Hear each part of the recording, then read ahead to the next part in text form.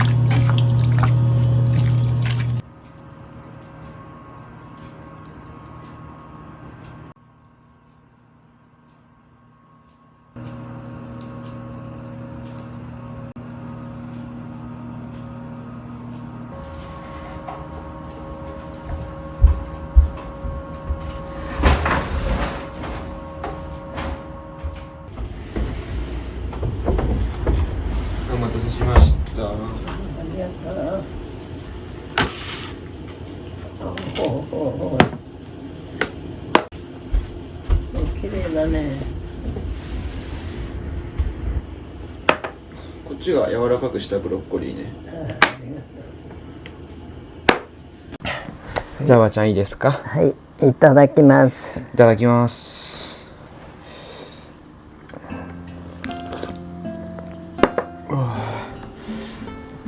これは味噌煮込みうどん。あ、お味噌。だけど味噌以外にも入ってるものがあるよ。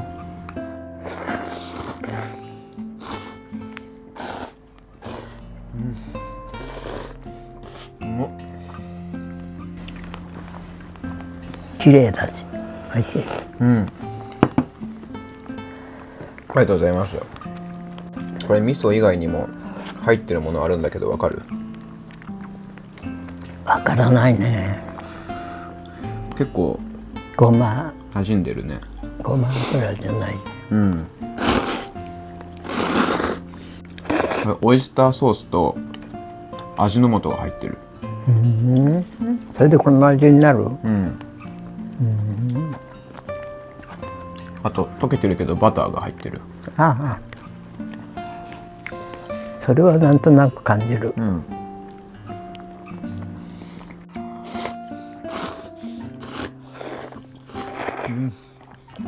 あとこれおろしにんにくお好みでどうぞ。あとでちゃんと歯を磨かないと匂うけど、うまいねこれ。甘いね。うまい。あ、美味しかった。